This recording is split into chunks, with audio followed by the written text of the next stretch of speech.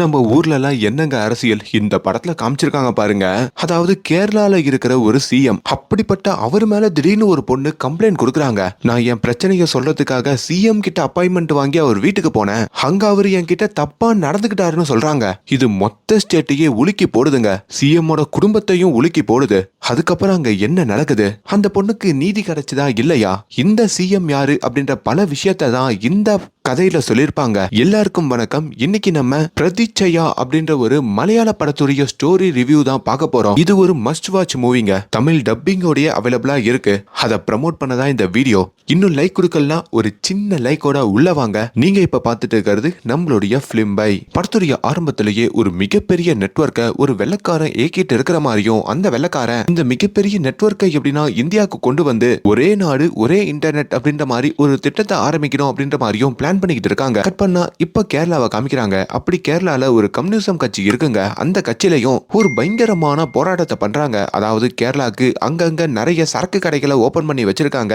இதனால நிறைய பேர் குடிச்சிட்டு அவங்க வாழ்க்கையை இழந்துடுறாங்க. அதெல்லாம் உடனடியா மூடியாகணும் அப்படின்ற மாதிரி தான் அங்க ஜெயச்சந்திரன் அப்படின்ற மாதிரி அந்த கட்சியோடைய தலைவர் தலைமையில அந்த போராட்டம் நடந்துகிட்டு இருக்குங்க. அப்படி போராடிக்கிட்டு இப்போ கேரளாவை ஆள்ற அந்த சிஎம் பதவியை விட்டு ராஜினாமா பண்ணணும், எங்களோட கோரிக்கையை நிறைவேற்றப்படணும்ன்ற மாதிரியும் அங்க கேரளாவே பத்தி போராடிக்கிட்டு இருக்க. இப்ப இது எல்லாமே அந்த ஊர்ல ஆளும் கட்சிக்கு செய்தியா வருதுங்க. அப்படி அந்த கட்சியில ஒரு மந்திரி இருப்பாருங்க. அதாவது அது ஒரு தேசிய கட்சி அப்படின்றதுனால அந்த கட்சியுடைய தலைமை மாறிக்கிட்டே இருக்குங்க. டெல்லியில இருக்கிறவங்க சொல்றதை கேட்டுதான் கேரளால யாரு ஆட்சியில சிஎம்மா உக்காரணும்ன்ற மாதிரி அந்த கட்சிக்காரங்களாம் கூட்டு சேர்ந்து முடிவெடுப்பாங்க. இப்ப இந்த மந்திரின்னு ஒருத்தர் சொன்ன பாத்தீங்களா, இவர் ரொம்ப நாளாவே நமக்கு இந்த பவர் வந்துடாதா, நம்ம ஒரு சிஎம் கேண்டிடேட்டா இருந்து கேரளாவை ஆள மாட்டோமா அப்படின்ற ஒரு யோசனையோடையே பல வருஷமா காத்து கிடப்பாரு. அப்படி ஒரு வேலையில தான் இந்த கம்யூனிசம் கட்சியில இருக்கிறவங்களா சேர்ந்து பண்ற இந்த போராட்டத்தினால இப்ப இருக்கிற சிஎம் மேல மக்களுக்கு அதிருப்தி வந்துடும். அப்போ நம்ம அந்த சிஎம் போஸ்டுக்கு போயிடலாம் அப்படின்ற மாதிரியும் சந்தோஷப்படுறாரு. இப்ப கட் பண்ணா அந்த கேரளா சிஎம் உடைய வீட்டை காமிக்கிறாங்க. அப்படி அவருக்கு 2 மகன்கள், ஒரு பையன் அதுல எம்பியாவும் இருப்பாருங்க. அவரோட பேரு ஆனந்த். 2வது பையன் தான் நம்ம படத்துடைய ஹீரோவான ஜான்ங்க. அதுல முதல் பையனுமே இந்த விஷயத்தை பத்தி கேள்விப்பட்டுட்டு வேக வேகமா கட்சி ஆபீஸுக்கும் கிளம்புறாருங்க. சரி, இவ்வளவு போராட்டம் நடக்குதே, சிஎம் அங்க என்ன பண்ணிட்டு இருக்காருன்னு பார்த்தா அவர் எதுவுமே பண்ணாம ஒரு முக்கியமான நபர் அந்த வேலையில போய் சேர்ந்துட்டாரு போல. அவருடைய இறுதி அஞ்சலியில தான் இப்ப அந்த சிஎம் வர்கீஸ் கலந்திருக்காரு. ஆனா இந்த வர்கீஸ் ரொம்ப தந்திரக்காரராம். நிறைய தந்திரங்கள் பண்ணி கட்சியை காப்பாத்திக்கிட்டே இருப்பாராம். ஆட்சியையும் கவர விட மாட்டாராம். அதனால எதனா பண்ணி இப்ப இந்த போராட்டத்தை கலைச்சிருவாரு அப்படின்ற மாதிரி அங்க நிறைய பேர் பேசிக்கிறாங்க. சிஎம்க்கு ஒரு பிஏ இருப்பாருங்க, ரொம்ப நம்பகமான ஒரு ஆளு. அவர்கிட்ட தான் எந்த பிளான்னாலும் பேசிட்டு இப்ப இந்த இடத்துல கட்சி ஆபீஸுக்கும் வண்டியை விடுறா அப்படின்ற மாதிரி சொல்ல இப்ப இவங்க எல்லாருமே ஒரே இடத்துல ஒண்ணு சேர்றாங்க. அப்பதான் அந்த இடத்துக்கு இந்த சிஎம்மும் வந்து உங்க கட்சி ஆபீஸ்ல ஒரு வேலைக்காரி வேற இருப்பாங்க, அவங்க கிட்டயும் இன்னும் 3 நாளா தானமா உன் பையன் கல்யாணம், நான் வந்துடுறேன், எல்லா ஹெல்ப்பும் நானே பாத்துக்கிறேன் அப்படின்னு ஆறுதலா பேசிட்டு இப்ப அந்த மீட்டிங்லயும் போய் உட்கார சொல்லுங்க. இப்ப இந்த பிரச்சனையை நீங்க எப்படி சால்வ் பண்ண போறீங்க, பேசாம நீங்க ராஜினாமா பண்ணிடுங்க, நம்ம கட்சியில இருக்கிற வேற யாருன்னா சிஎம் ஆகட்டும்ன்ற மாதிரி அங்க கட்சிக்குள்ள இருக்கிற நிறைய எம்எல்ஏக்களே பேசிக்கிட்டு இருக்க. அப்பதான் இந்த வர்கீஸுமே அதுக்கு அவசியம் இல்ல, நம்ம கட்சி மேல இருக்கிற கரையை போக்குறதுக்கும் நல்ல பேர் உருவாக்குறதுக்கும் நான் ஒரு விஷயத்த அறிவிக்க போறேன், இதுதான் அதுக்கு ஒரே முடிவு அப்படின்ற மாதிரி அங்க பிரஸ் மீடியா எல்லாரையும் கூப்பிட்டு கேரளால பூர்ண மதுவிலக்கு அமல்படுத்தப்படுது, இதுக்கப்புறம் யாராலையும் மது வாங்கவோ விற்கவோ முடியாதுன்ற மாதிரி சொல்ல அங்க இருக்கிற மக்கள் எல்லாம் கொண்டாட ஆரம்பிச்சிடுறாங்க. இன்னொரு பக்கம் இங்க கம்யூனிஸ்ட் கட்சி வேற போராடிட்டு இருப்பாங்கல்ல, அவங்களும் என்னடா இது, இன்னைக்குதான் போராடவே வந்தோம், அதுக்குள்ள சிஎம் கேட்டுட்டாரு, இப்ப நல்ல பேர்லாம் சிஎம்க்கு போயிடுமோ அப்படின்ற மாதிரியும் பதறாங்க. இது ஒரு பக்கம் போயிட்டு இருக்க, இன்னொரு பக்கம் ஒரு மிகப்பெரிய டிவி சேனலோட ஓனரான ரவி அப்படின்ற மாதிரி ஒரு நபரை காமிக்கிறாங்க. என்னதான் இவரு ஒரு டிவி சேனலுடைய ஹெட்டா இருந்தாலும் கேரளா அரசியல் எப்படி இருக்கணும்ன்ற மாதிரி திட்டமிட்டு அதுக்கான சில விஷயங்களை செயல்படுத்துற ஒரு பவர் இவருக்குள்ள இருக்கோங்க. கட் பண்ணா அபிஷேக் அப்படின்ற மாதிரி ஒரு நபரை காமிக்க, இந்த அபிஷேக் யாருன்னா டெல்லியில இருந்து வந்த ஒரு நபர். முன்னாடி ஒரே நாடு ஒரே இன்டர்நெட் அப்படின்ற மாதிரி ஒரு திட்டத்தை பத்தி சொல்லிருப்போம் பாத்தீங்களா, அதை எப்படின்னா செயல்படுத்தணும்னு நினைப்பாரு. சோ கவனமா ஒவ்வொரு கேரக்டரையும் நோட் பண்ணிக்கோங்க. இதுக்கப்புறம் தான் கதை வேற லெவல்ல டேக் ஆஃப் ஆக போகுது. இப்போ அந்த சிஎம் இருக்காரு பாத்தீங்களா வர்கீஸ், அவருமே இந்த எல்லா பிரச்சனைகளையும் சரி பண்ணிட்டு அப்படியே ரொம்ப கம்பீரமா தன்னுடைய வீட்டுக்கு வராருங்க. அவருக்கு ஒரு அன்பான குடும்பம், ஒரு மனைவி, 2 பசங்கன்னு சொன்ன பாத்தீங்களா, அதுல மூத்த பையன் தான் மனைவியோட அந்த வீட்டுல வாழ்வாரு. இவரோட 2வது பையனான ஜான் தான் எப்பவுமே வீடு தங்க மாட்டாருங்க. இந்த கார்ப்பரேட் கம்பெனியோடைய ஹெட்டா அந்த ஜான் இருக்கிறதுனால அப்பப்போ வெளியூருக்கு போக வேண்டிய அவசியம் ஏற்படும். சிஎம் வர்கீஸுக்குமே அவரோட முதல் பையன் பையனை விடவும் ரெண்டாவது பையன் ஜானு தாங்க ரொம்ப பிடிக்கும். அப்படிப்பட்ட ஜானு தான் நம்ம படத்துடைய ஹீரோவான நம்ம நிவின் பாலி. ஜானுக்கும் ஆல்ரெடி திருமணம் ஆயிடுச்சுங்க. வீட்டுல தான் அவங்க மனைவி இருப்பாங்க. ஆனாலுமே இப்போ பெங்களூருக்கு ஒரு மீட்டிங்காக வந்திருக்காரு. அங்க எல்லாரும் முன்னாடியும் ரொம்ப இன்ஸ்பைரிங்கான ஸ்பீச்சையும் கொடுக்குறாரு. அப்படி அவர் பாக்குற கம்பெனிலேயே அவருக்குன்னு சில போட்டிகள் இருக்கும். அந்த பார்ட்டியில வேற ரொம்ப அழகான ஒரு பொண்ணு வந்திருக்காங்க. அந்த பொண்ணையும் நம்ம ஜானுக்கு ரொம்ப பிடிச்சு போக அந்த பொண்ணும் நம்ம ஜானோட இந்த பின்னாடி இருக்கிற ஒரு ரூம் வரைக்கும் வராங்க. அப்படி ஜான் பக்கத்துலயும் அவங்க வர, ஆனா ஜான் டக்குன்னு நிப்பாட்டிட்டு, நான் என்ன பண்ணாலும் என் மனைவி கிட்ட பர்மிஷன் வாங்கிட்டு தான் பண்ணுவேன். அப்படி இப்பயும் போன் பண்ணி கேட்டுக்குவான்னு கேட்க அந்த பொண்ணு ஷாக்கா வராங்க. அடப்பாவி, உனக்கு திருமணம் ஆயிடுச்சா அப்படின்ற மாதிரியும் அங்க அவங்க தள்ளி போக கொஞ்ச நேரத்திலேயே அங்க சில பசங்களா வராங்க. யாருன்னு பார்த்தா இப்போ நம்ம ஜான் இந்த பொண்ணோட தனியா வந்திருப்பாரு பாத்தீங்களா, அப்படி அந்த பொண்ணுடைய எக்ஸ் பாய் ஃப்ரெண்டா அவன் அப்படி என்னுடைய கேர்ள் ஃப்ரெண்டியா கூட்டு வந்தன்ற மாதிரி அவன் ஒரு பக்கம் சண்டை போட இப்படி ஒரு கலவரம் பண்ணி நம்ம ஜான் அங்க இருக்கிற போலீஸ் கிட்டயும் மாட்டிக்கிறாரு. என்னதான் தன்னோட அப்பா கேரளால சிஎம்மா இருந்தாலும் பெங்களூர்ல இவருக்கு பெருசா கான்டாக்ட் இல்லைங்க. அதுக்கப்புறம் தான் அப்பாவுக்கு கால் பண்ணியும் இந்த உண்மையை சொல்லி உங்க பவரை யூஸ் பண்ணி என்ன சீக்கிரமா வெளியே எடுங்கன்ற மாதிரி கேட்கிறாரு. உன் கூட இதே வேலையா போச்சு, ஹோம் மினிஸ்டர் கிட்ட சொல்லியிருக்கேன், கொஞ்ச நேரத்துல உன்னை வந்து வெளியே எடுப்பாருன்ற மாதிரியும் அங்கிருந்து ஜானையும் ஒரு வழியா வெளியே எடுக்கிறாங்க. இப்போ அடுத்த நாளுமே இந்த சிஎம் வர்கீஸ் இருக்காரு பாத்தீங்களா, அவர் புதுசா ஒரு போலீஸ வேலைக்கு சேர்க்கிறாங்க. அதாவது அவங்க ஒரு லேடி கமிஷனருங்க. இவங்க ரொம்ப நேர்மையானவங்க, இவங்களை எதுக்கு வேலைக்கு சேர்க்கறீங்கன்ற மாதிரி கேட்கும் போதோ சில சமயத்துல நேர்மையான அதிகாரிகள் தான் நம்மளை காப்பாத்துறதுக்கும் உதவுவாங்கன்ற மாதிரி அவர் சொல்றாரு. இப்போ ஒரு கட்டத்துல இந்த பெங்களூர்ல இருக்கிற வேலையெல்லாம் முடிச்சிட்டு நம்ம ஜான் இப்போ அவரோட ஊரு திரும்புறாரு. அப்படி வந்தோம் அங்க பார்ட்டியில கலந்துகிட்டு ஜாலியா ஜோக்கர் வேஷம் எல்லாம் போட்டுட்டு ஆட இது அவங்க வீட்டுக்குள்ளேயும் ஒரு சலசலப்பை ஏற்படுத்துது. எவ்வளவு பெரிய பையனாயிட்டு இன்னும் சின்ன பிள்ளைத்தனமாவே நடந்துக்கிறியேன்னு சொல்லி அவங்க அண்ணனும் போட்டு நம்ம ஜான் திட்டிக்கிட்டு இருக்க, அப்போ ஜானுடைய அம்மா அவருக்கு சப்போர்ட் பண்றாங்க. இங்கதான் அவன் சின்ன பிள்ளைத்தனமா நடந்துக்கிறான், ஆனா பெங்களூர்ல ஒரு மிகப்பெரிய ஐடி கம்பெனியை பாத்துக்கிறான். இப்போ கூட இன்ஸ்பைரிங்கா ஒரு ஸ்பீச் கொடுத்திருக்கான். இன்ஸ்டாகிராம்ல எத்தனையோ பேர் அதை ஸ்டோரியா வச்சுக்கிட்டு இருக்காங்க.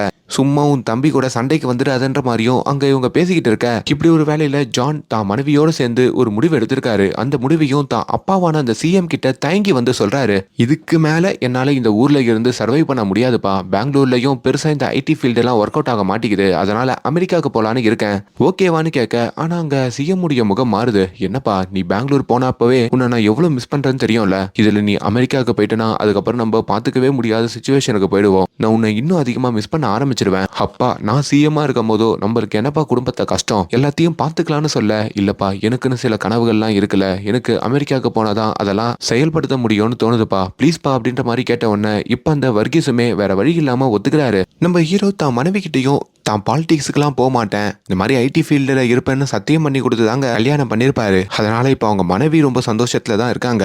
நல்லபடியா அமெரிக்கா போங்க, அங்க வேலை செட் ஆனதுக்கு அப்புறம் அங்க ஒரு வீடு எடுத்து அதுக்கப்புறம் எனக்கும் வீசா எடுத்து நானும் அங்க வந்துடுறேன்ற மாதிரி தான் இவங்களோட பிளான் இருக்கும். இப்போ ஹீரோ அமெரிக்காவுக்கு போக வேண்டிய விஷயத்த ஹீரோ மனைவியோடைய வீட்லயும் சொல்லணும்ல, அப்படி நம்ம ஹீரோயினுடைய அப்பா யாருன்னு காமிக்கிறாங்க.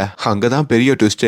இப்போ நம்ம ஹீரோவுடைய அப்பாக்கு எதிரா போராட்டம் பண்ண அந்த எதிர்கட்சியில இருக்கிற, அதாவது இந்த கம்யூனிசம் லீடர் இருக்காரு பாத்தீங்களா, அவரு தான் நம்ம ஹீரோயினோட அப்பா போல இருக்கு. என்னதான் எதிரும் புதிரமா அரசியல்ல இருந்தாலும் இவங்க ரெண்டு பேருமே சம்பந்திகளா இருக்காங்க. அவ்வளவுதாங்க. இப்ப நம்ம ஹீரோ ஊருக்கு கிளம்பிடுறாரு. வீட்டுல இருக்கிற எல்லாரோட முகத்திலையும் அவ்வளவு சோகம் இருக்குங்க. ஆனா ஹீரோவோட மனைவி மட்டும் சிரிச்ச முகத்தோட வழி அனுப்புறாங்க. ஹீரோ தான் அப்பாவை பார்க்க முடியல. ஏன்னா நம்ம ஹீரோவோட அப்பா அந்த சிஎம் மேல ஒரு ஊழல் குற்றச்சாட்டு இருக்கும். அந்த கேஸ் விஷயமா கோர்ட்டுக்கு போயிருப்பாரு. இப்ப கோர்ட்லயுமே நல்லபடியா தீர்ப்பு வருது. அந்த தீர்ப்புலையும் இவர் மேல வச்ச குற்றச்சாட்டு பொய்யானது, சாட்சிகள் இல்ல அப்படின்ற மாதிரியும் இவரு சாதகமா தீர்ப்பு வர இப்ப அந்த கட்சிக்காரங்க எல்லாரும் கொண்டாடிக்கிட்டு இருக்காங்க. இதையும் நம்ம ஹீரோ பார்த்து சந்தோஷத்தோட இப்போ அமெரிக்காவுக்கு கிளம்ப, இங்க இன்னொரு பக்கம் வர்கீஸ் இருக்காரு பாத்தீங்களா சிஎம், அவருமே இந்த கேஸ்ல இருந்து வெளியே வந்ததுக்கு அப்புறம் ஒரு பிரஸ் மீடியாவை சந்திக்கணும்ன்ற மாதிரி நினைக்கிறாரு. அப்படியே மொத்தமா எல்லாரையும் சந்திக்கிறதுக்கு பதிலா எதனா குறிப்பிட்ட ஒரு பெரிய பிரஸ் சந்திச்சு அவங்களுக்கு ஒரு இன்டர்வியூ கொடுத்துடலாம், என் மேலேயே ஊழல் குற்றச்சாட்டு வைக்கிறீங்க பாத்தியா, தப்பே பண்ணலன்ற மாதிரியும் அதை அந்த இன்டர்வியூல சொல்லணும்னு நினைக்கிறாரு.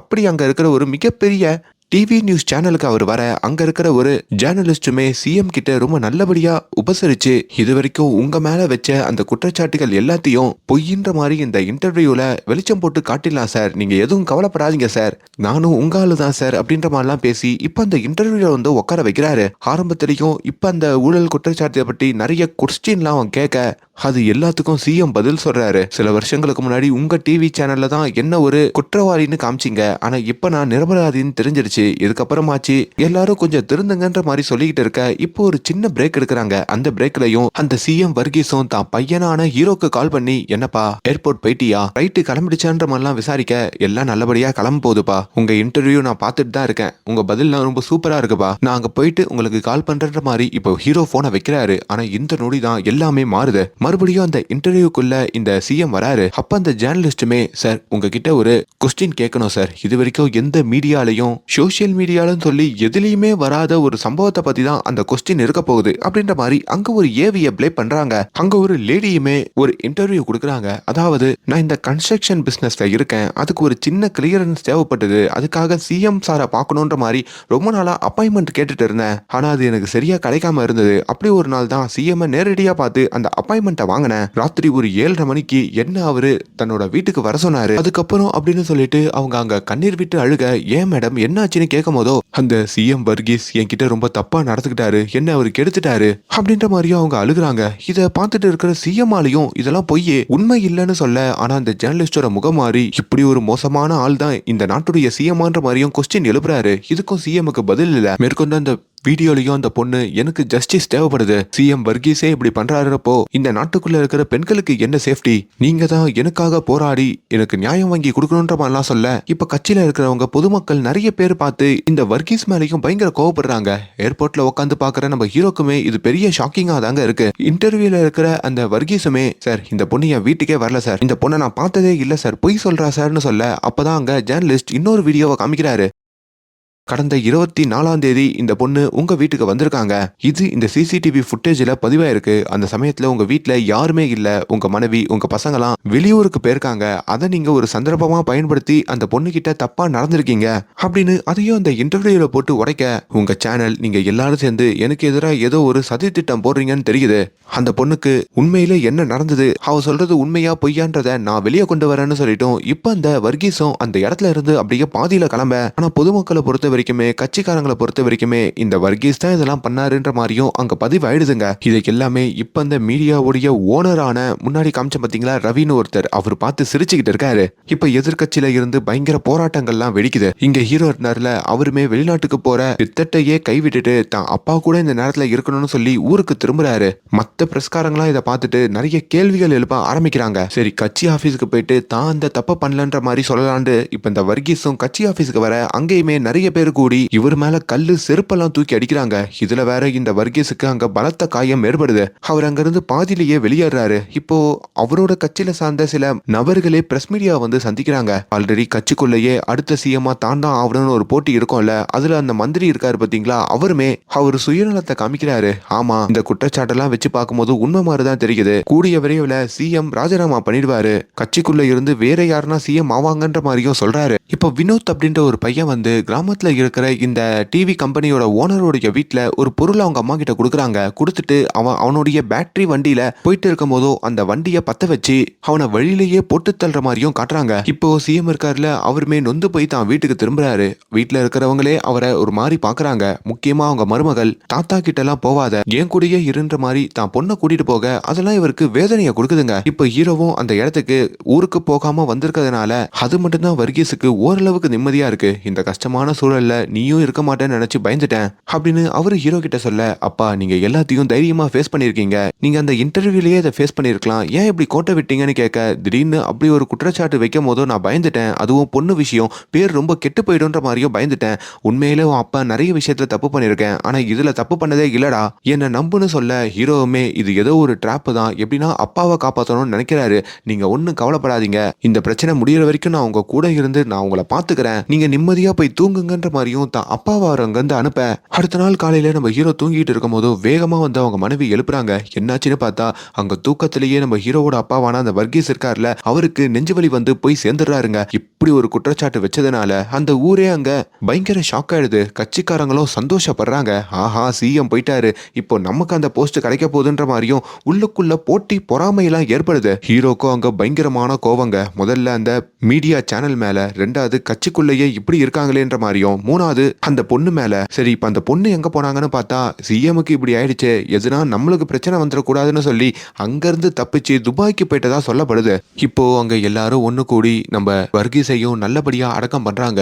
எப்பவுமே வர்கீஸ் அப்படின்னா அங்க கூட்டம் சேருங்க. ஆனா அவர் மேல இப்ப இந்த குற்றச்சாட்டு இருக்கிறதுனால அவர் இறந்ததுக்கு பின்னாடி கூட பொதுமக்கள்லாம் வந்து பாக்குறதுக்கு ரெடியாவே இல்லைங்க. இப்போ வர்கீஸ் போனதுக்கு அப்புறம் அவரோட முதல் பையன் இருக்காரு பாத்தீங்களா, ஆனந்த், அவருமே எப்படின்னா நம்ம சிஎம் ஆயிடணும் அப்படின்ற மாதிரி ஆசைப்படுறாரு. கட்சிக்காரங்களும் அவருக்கு கொடுக்கறதா இல்லனா இன்னொரு மந்திரி இருந்தாரு இவருக்கு கொடுக்கறதான்ற மாதிரி டிஸ்கஷன்ல இருக்காங்க. அப்படி ஒரு வேலையில தான் இன்னொரு வீடியோ வேற அங்க லீக் ஆகுதுங்க. அதாவது அங்க ஒரு யூடியூபர் இருக்காரு, உண்மை செய்திகள் எல்லாம் வெளியே கொண்டு வரவரு. அந்த யூடியூபரும் முன்னாள் சிஎம் வர்கீஸோடைய ரெண்டாவது பையன் அவரோட அக்கௌண்ட்ல இருக்கிற கோடிக்கணக்கான காசை திடீர்னு வேற ஏதோ ஒரு அக்கௌண்ட்டுக்கு டிரான்சாக்ஷன் பண்ணிருக்காரு. கண்டிப்பா அதெல்லாம் கருப்பு பணமா தான் இருக்கணும். கொஞ்ச நாளுக்கு முன்னாடி தான் ஒரு தவறான விஷயத்த பண்ணாருன்னு சொல்லி வர்கீஸ் நெஞ்சு வலியில போனாரு.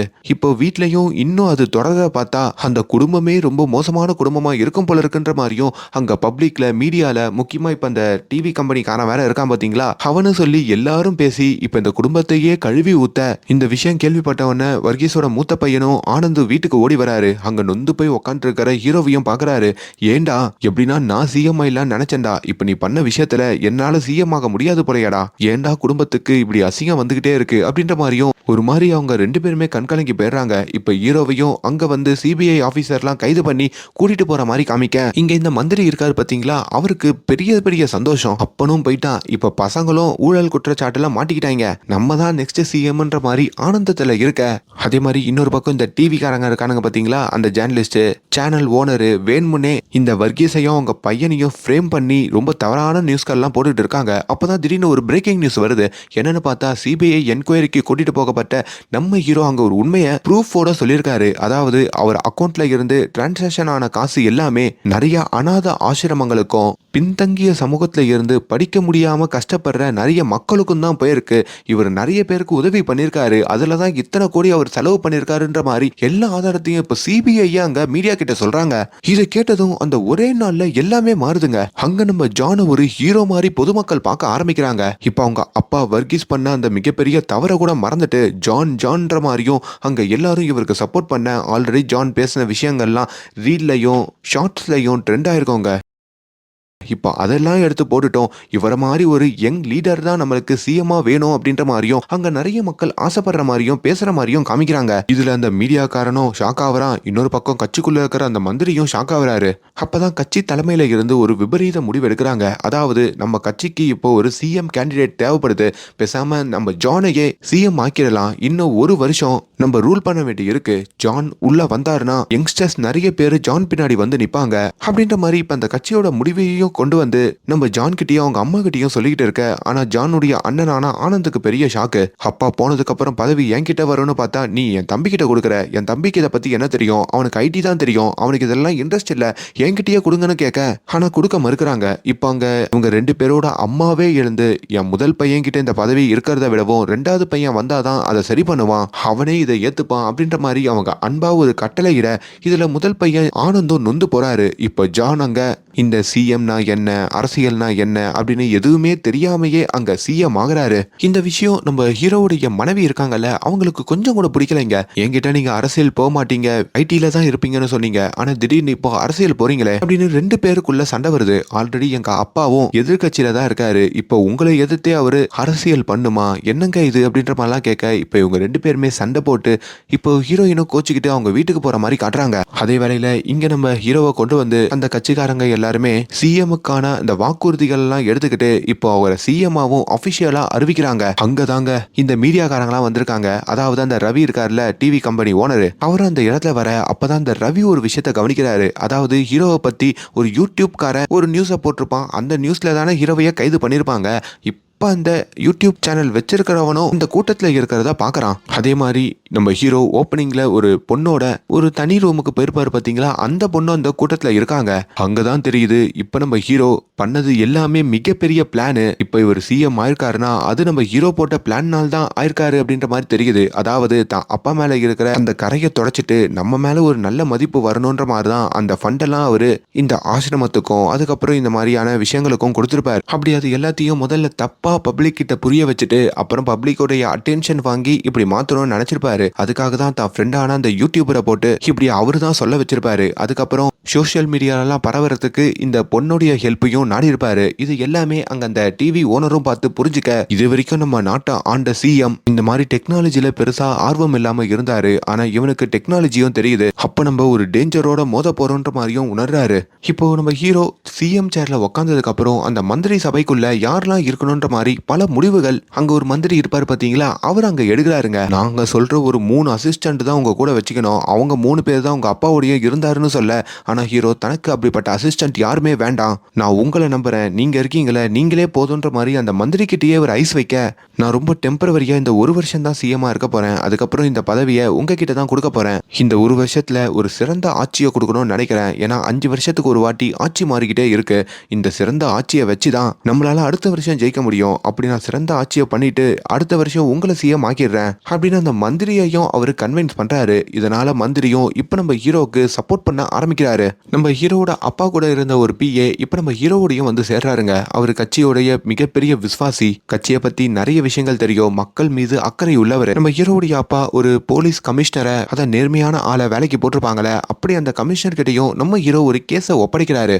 அப்பா மேல போய் குற்றச்சாட்டு வச்ச அந்த பொண்ணு எங்க இருக்காங்க, அப்பா போனதுக்கு அப்புறம் அந்த பொண்ணைய பார்க்க முடியல, அதை நீங்க தான் விசாரிக்கணும்ன்ற மாதிரியும் அவங்களாங்க அதை பார்க்க சொல்ல, இப்ப நம்ம ஹீரோவை பார்க்கறதுக்கு ஓப்பனிங்ல டெல்லியில இருந்து ஒரு நபர் சொல்லியிருப்பேன் பாத்தீங்களா, இந்த இன்டர்நெட் கூட அமல்படுத்தணும்னு சொல்லியிருப்பாரு. அவரும் அவரோட இந்த சேனல் ஓனர் ரவியும் வராரு. ஒரே நாடு ஒரே இன்டர்நெட் அப்படின்ற ஒரு திட்டத்தை கொண்டு வந்திருக்கோம், இதை கேரளால அமல்படுத்தணும், அதுக்கு உங்க அப்ரூவல் தேவைப்படுது, அது மட்டும் வந்துருச்சுன்னா இன்டர்நெட் ரொம்ப ஈஸியாவே ஆக்சஸ் பண்ணலான்ற மாதிரியும் கேட்க, அப்பதான் ஹீரோ ஒரு சின்ன பிளாஷ்பேக்கை யோசிச்சு பாக்குறாரு. தான் அப்பா அப்போ சிஎம்மா இருக்கும் போதோ இதே திட்டத்தை கொண்டு வரணும்ன்ற மாதிரி தான் அப்பா கிட்டே இவங்க கொண்டு வந்து கொடுத்துருப்பாங்க.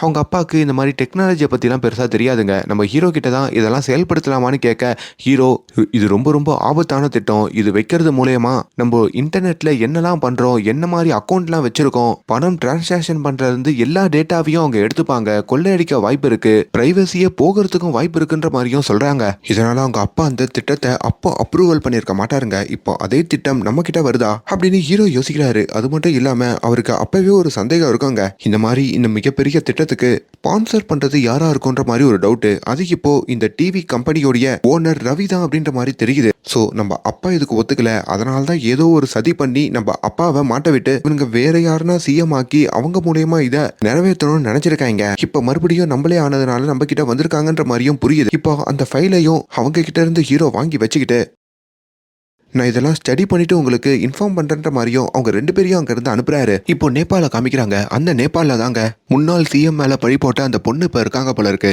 அப்படி ஒருத்தரோட கஸ்டடியில தான் அந்த பொண்ணு இருக்காங்க. அந்த பொண்ணுக்கு ஒரு பையன் வேற இருக்காரு போல. இப்ப அந்த ரவி இருக்காரு பாத்தீங்களா, அவருமே அந்த டெல்லியில இருக்கிற அந்த ஆளுகிட்ட, நான் இந்த அளவுக்கு பிசினஸ் மேனா வளர்ந்துருக்கேனா அதுக்கு எங்க அப்பா தான் காரணம், எங்க அப்பாவை அந்த முன்னாள் சிஎம் வர்கீஸ் சில விஷயத்துக்காக பயன்படுத்திக்கிறாரு, அப்படி பயன்படுத்தி அந்த பழியெல்லாம் எங்க அப்பா மேல போட்டாரு, அந்த துக்கத்துல எங்க அப்பா என் கண்ணு முன்னாடியே ஒரு மரத்துல தொங்கிட்டாரு, அந்த வெறி எனக்குள்ள இருந்தது, எப்படின்னா இதுக்கு இவங்க எல்லாரையும் பழி வாங்கணும்னு நினைச்சேன், இந்த அரசியலை அழிக்கணும்னு நினைச்சேன், அரசியலை நம்ம கைப்பற்றணும்னு நினைச்சேன், அதுக்காக இத்தனை நாள் தீயா வேலை செஞ்சுதான் இந்த நிலைமைக்கு வந்திருக்கேன்ற மாதிரியும், இப்ப என் கண்ட்ரோல்ல மட்டும் 2-3 மீடியா இருக்கு, இங்க நான் செட் பண்றதுதான் நரேட்டிவ், அதை எல்லாரும் நம்ம தான் செய்வாங்க, என்கிட்ட யாரா இருந்தாலும் பம்பிக்கிட்டு தான் போவாங்கன்ற மாதிரியும் அவங்க பேசிக்கிட்டு இருக்காரு. இன்னொரு பக்கம் இந்த கம்யூனிசம் லீடர் இருக்காரு பாத்தீங்களா, அதான் ஹீரோயினுடைய அப்பா, அவரு தான் கட்சியில இருந்து ரிட்டையர் ஆயிடுறாரு போல இருக்குங்க. ஆனா அங்க நியூஸ் எப்படி தெரியுமா போடுறாங்க, அவர் கட்சியில இருந்து நீக்கப்பட்டாருன்னு போடுறாங்க. பட் அதை பத்திலாம் அவர் பெருசா கவலைப்படாம அங்க இருந்து கிளம்ப, இதை பாக்குற ஹீரோயினுக்கும் கோவம் வருது. நேரா ஹீரோ கிட்டையும் வந்து, நீ இந்த கட்சிக்குள்ள வந்து இப்போ சிஎம் ஆனதுனால தான் எங்க அப்பா அந்த கட்சியில இருந்து வெளியே வந்திருக்காரு, உன்னை எதிர்த்து அவரால் அரசியல் பண்ண முடியல, அதனால நம்ம திருமண வாழ்க்கை பாதிக்கப்பட்டோன்னு அவர் பயந்துருக்காரு, நீ தான் அதுக்கும் காரணம்ன்ற மாதிரியோ சொல்ல ஹீரோக்கு அங்க ஒரு மாதிரி ஆகுது. இப்போ ஹீரோயின் வீட்டுக்கு வரும்போதும் ஹீரோயினை அவங்க அப்பா கன்வின்ஸ் பண்றாரு, நான் அவனை எதிர்த்து அரசியல் பண்ண முடியாமலாம் கட்சியை விட்டு போகல, அவன் சிஎம் ஆனதுக்கு அப்புறம் இந்த ஊருக்கு நிறைய நல்லது பண்ணிருக்கான், அந்த நல்லதை எதிர்த்து என்னால இங்க அரசியல் பண்ண முடியல, அதனால தான் ரிட்டையர் ஆகலான்ற மாதிரியும் நினைச்சிருக்கன்ற மாதிரியும் பேசிக்கிட்டு இருக்க, இதை கேட்டும் ஹீரோயின் ஓரளவுக்கு கன்வின்ஸ் ஆகுறாங்க. இன்னொரு பக்கம் ஹீரோ இருக்காரு பாத்தீங்களா, அவரு ஒரு வெள்ளைக்காரன் கிட்ட பேசிக்கிட்டு இருக்காருங்க. இந்த வெள்ளைக்காரன் தான் ஆரம்பத்துல நிறைய சோசியல் நெட்வொர்க் எல்லாம் அவர் கையில வச்சிருக்கிற மாதிரி காட்டுவாங்க. அவர்கிட்டயும் இப்ப அந்த பொண்ணுடைய தகவல், அதாவது ஹீரோ அப்பா கிட்ட தப்பா நடந்ததா ஒரு பொண்ணு சொல்லியிருப்பாங்கல்ல, அந்த பொண்ணுடைய தகவலை பத்தி சொல்லி அவங்க எங்க இருந்தாலும் கண்டுபிடிச்சு கொடுங்கன்ற மாதிரியும் கேக்குறாரு. இன்னொரு வேலையில இந்த ஒரே நாடு ஒரே இன்டர்நெட் அப்படின்ற திட்டத்தை கொண்டு வரக்கூடாது, அதை எப்படின்னா முடக்கணும்ன்ற மாதிரி ஹீரோ ஒரு பிளான் போடுறாரு. அதுக்காக கவர்மெண்ட் சார்பா ஒரு மிகப்பெரிய ஸ்கீமை அறிவிக்கிறாரு. அதாவது என்னன்னா கேரளா முழுக்க எல்லாருக்குமே ஃப்ரீயா இன்டர்நெட் கொடுக்கறேன் அப்படின்ற மாதிரியான ஒரு ஸ்கீம் தாங்க அது. இதை பாக்குற அந்த டிவி ஓனர் இருக்காரு பாத்தீங்களா, அவருக்கும் பயங்கர ஷாக்கு. நம்மளுடைய திட்டத்தை இங்க கொண்டு வர முடியல, அதனால்தான் அதுக்கு பதிலா இதை கொண்டு வராங்களா, இதை நிறைவேற்ற கூடாது, இப்ப இருக்கிற இந்த சிஎம் நம்ம எப்படின்னா முடக்கி ஆகணும்ன்ற மாதிரி நேபாளுக்கு வராரு. அப்படி நேபாளுக்கு வந்து அந்த முன்னாடி அந்த கம்ப்ளைண்ட் கொடுத்த அந்த லேடியையும் பாக்குறாரு. அப்பதான் தெரியுது இந்த டிவி காரனுடைய ஒரு ஆளுதான் அந்த லேடின்ட்டு. ஆக்சுவலி இந்த லேடியை இவன் ஏமாத்தி திருமணம் பண்ணி குழந்தை பெத்து அதுக்கப்புறம் அந்த லேடியை இவன் பயன்படுத்திக்கிட்டு மட்டும்தாங்க இருப்பான். ஒருவேளை நீ இதெல்லாம் பண்ண மாட்டே அப்படின்ற மாதிரி மறுத்துட்டானா உன்னையையும் உன் பையனையும் எதனா பண்ணிடுவேன்ற மாதிரியும் மிரட்டுவான். அதுக்கு பயந்தே இத்தனை வருஷம் இந்த டிவி காரன் சொல்றதெல்லாம் கேட்டு அந்த லேடி பண்ணிருப்பாங்க. அப்படிதான் அந்த சிஎம் மேல ஒரு ஃபேக்கான விஷயங்களை அந்த லேடி பிரஸ் மீடியா முன்னாடி வச்சிருப்பாங்க. இப்பயும் உன்னால எனக்கு ஒரு விஷயம் ஆகணும் அப்படின்ற மாதிரி அந்த லேடி கிட்ட வந்து இந்த டிவிக்காரர் ரவி சொல்ல, நீ அதை பண்ற வரைக்கும் உன்னோட பையன் என்னோட கஸ்டடியில தான் இருப்பான்ற மாதிரியும் அந்த லேடியோட பையனை பிடிச்சி வச்சுக்கிட்டு இப்ப அந்த லேடிய கேரளாக்கும் அனுப்புறான். அந்த லேடி இப்ப கேரளா ஏர்போர்ட்டுக்கு வந்து இறங்க, அப்படி அந்த லேடிய அங்க வந்து ஒரு டாக்ஸில ஒரு மர்ம நபர் கூப்பிட்டுக்கிறாருங்க. அந்த மர்ம நபருடைய ஃபேஸ் ரிவீல் பண்ணும் போது தான் அது வேற யாரும் இல்ல, நம்ம ஹீரோடைய அண்ணனான ஆனந்த் அப்படின்ற மாதிரி தெரியுது. உன்னை எத்தனை வாட்டி சொல்லியிருக்கேன் தேவையில்லாம இங்க வந்துட்டு இருக்காதுன்ட்டு. அதுக்கப்புறம் நமக்குள்ள இருக்கிற தொடர்பை பத்தி எல்லாருக்கும் தெரிஞ்சிடும், ஏன் இப்படி பண்ற அப்படின்ற மாதிரி கேட்க, அதுக்கு அந்த லேடியும் ஏதோ ஒரு உண்மையை சொல்ல வர, ஆனா அதுக்குள்ள பின்னாடி வந்த ஒரு லாரி இவங்க காரை இடிச்சு இவங்களுக்கு அடிபட்டு போயிடுது. இப்ப அந்த இடத்துல பிரஸ் பொதுமக்கள்லாம் குவிறாங்க. இதுதானே வர்கீஸ் சார் மேல கம்ப்ளைண்ட் கொடுத்த லேடி. இந்த லேடி வர்கீஸ் சாரோட பையன் கூட என்ன பண்றாங்க? அப்போ சொந்த பையனே அப்பா பதவி மேல ஆசைப்பட்டு இப்படி ஒரு கம்ப்ளைண்ட் கொடுத்திருக்காரா? இந்த லேடிய தான் பிளானுக்காக யூஸ் பண்ணிக்கிட்டாரா அப்படின்ற மாதிரி அங்க மறுபடியும் ஒரு புரளைய இந்த ரவியோடைய மீடியாக்காரங்க கலப்பி விட பொதுமக்கள் இடையில பரபரப்பு ஏற்படுது. இப்ப இந்த நியூஸ் நம்ம ஹீரோக்கும் தெரிய வருதுங்க. ஐயோ, தன்னோட அண்ணனால மறுபடியும் ஒரு அசிங்கம் வந்துருச்சுன்ற மாதிரியும் ஹீரோ அங்க தவிக்க, அந்த மந்திரி இருக்கார்ல அவருமே அந்த இடத்துக்கு வந்து, இப்பயே இந்த பதவியில இருந்து நீ வெளியே வந்துரு, இதுக்கப்புறம் நான் சிஎம் ஆயிக்கிறேன், உங்க குடும்பத்தால கட்சியை அழிஞ்சிரும் போல இருக்குன்ற மாதிரியும் அங்க மிரட்டுறாரு. அப்பதான் ஹீரோ, எனக்கு காலையில வரைக்கும் டைம் கொடுங்க, நானே ராஜினாமா பண்ணிடுறதா சொல்லி இப்ப ராத்திரி தான் வீட்டுக்கு திரும்ப இங்க போலீஸாலையும் அந்த லேடி கைது பண்ணப்படுறாங்க. அப்படி போலீஸ் கிட்டையும் வந்து அவங்க இந்த உண்மையை மாத்தி சொல்றாங்க. எனக்கும் வர்கீஸ் சாருடைய முதல் பையனான ஆனந்துக்கும் ஒரு தொடர்பு இருந்தது. ஆனந்த் எப்படின்னா தான் அப்பாவுடைய சீட்டுக்கு வரணும்னு நினைச்சாரு, அதனால தான் அப்பா மேலேயே இப்படி ஒரு பழிய என்ன வச்சு சொல்ல வச்சாரு. இதை நான் எங்க கூப்பிட்டாலும் சொல்லுவேன், இதான் உண்மைன்னு சொல்ல இப்ப ஹீரோ வீட்டுக்கு வந்தா அங்க தான் அண்ணனை பாக்குறாரு. அண்ணனுமே வந்து, அந்த பொண்ணு சொல்றது உண்மைதான், அவ கூட எனக்கு ஒரு தொடர்பு இருந்ததுதான், ஆனா அந்த தொடர்பை வச்சு அப்பா பேரை கலங்கடிக்கணும்னு நான் பாக்கலடா, அதுக்கு பின்னாடி ஒரு சதி இருக்குன்னு சொல்ல, அப்பதான் ஹீரோ, டே பைத்தியக்கார அண்ணனே, அந்த பொண்ணு உன்னை யூஸ் பண்ணிக்கிட்டாடா, உன்னை யூஸ் பண்ணிக்கிட்டு நம்ம வீட்டுக்குள்ள நுழைஞ்சி நம்ம அப்பா கிட்ட தப்பா நடந்ததா சிசிடிவி ஃபுட்டேஜ் எல்லாம் காமிச்சு அவ உனக்கு உண்மையாலாம் இல்ல, இது எல்லாம் அவளோட பாஸான அந்த டிவிக்கார ரவிக்கு தான் அவ பண்ணிக்கிட்டு இருக்கா அப்படின்ற மாதிரியும் அந்த உண்மையை சொல்றாரு. இதை கேட்டு இப்ப நம்ம ஹீரோட அண்ணனும் தலை குனிஞ்சு போக, அப்பதான் ஹீரோட அம்மா பயங்கரமா கோவப்பட்டு தான் மூத்த பையனான அந்த ஆனந்த் அடிக்கிறாங்க. நம்ம அப்பா எதனால போய் சேர்ந்தாருன்னு உங்களுக்கு தெரியுமாடா? அன்னைக்கு ராத்திரி அந்த பழி வந்ததுக்கு அப்புறம் அவர் ரொம்ப சோகமா இருந்தாரு, பேத்தி கூடயாச்சும் விளையாடி அந்த சோகத்தை போக்கிக்கலான்னு பார்த்தா பேத்தி கூட அங்க இந்த நியூஸ் எல்லாம் பார்த்துட்டு, இல்ல இல்ல உங்க கூட விளையாடக்கூடாது, நீ ரொம்ப கெட்ட தாத்தா, தப்பான தாத்தான்னு சொல்லிட்டு ஓடிட்டா.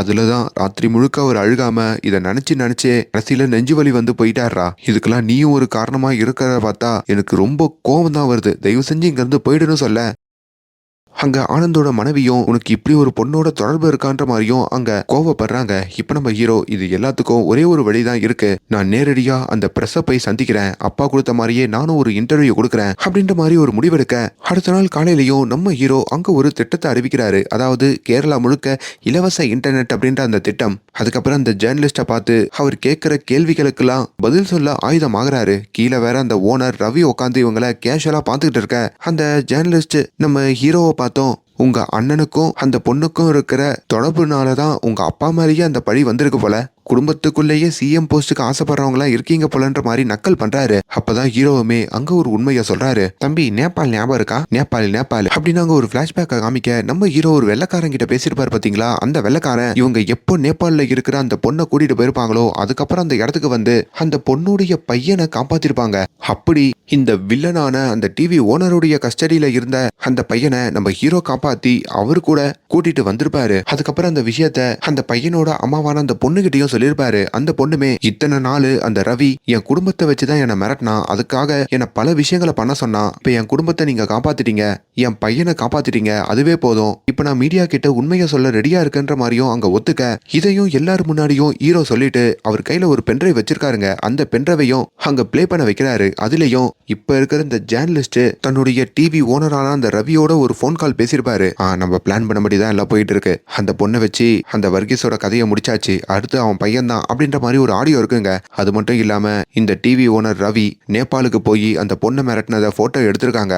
வீடியோ கிளிப்பிங்ஸ் கூட இருக்கு. அப்படி எல்லா ஆதாரத்தையும் அங்க பப்ளிஷ் பண்ண, அது மூலயமா இந்த ரவி தான் மீடியாவை கண்ட்ரோலா வச்சுக்கிட்டு எவ்வளவு பிளான் பண்ணி இந்த சிஎம் குடும்பத்தை மாட்டி விட்டுருக்கான்ற மாதிரி அங்க எல்லாரும் தெரிஞ்சுக்கிறாங்க. ஒரு செகண்ட்ல எல்லாரும் அந்த டிவி சேனலுக்கு எதிராக மாறுறாங்க.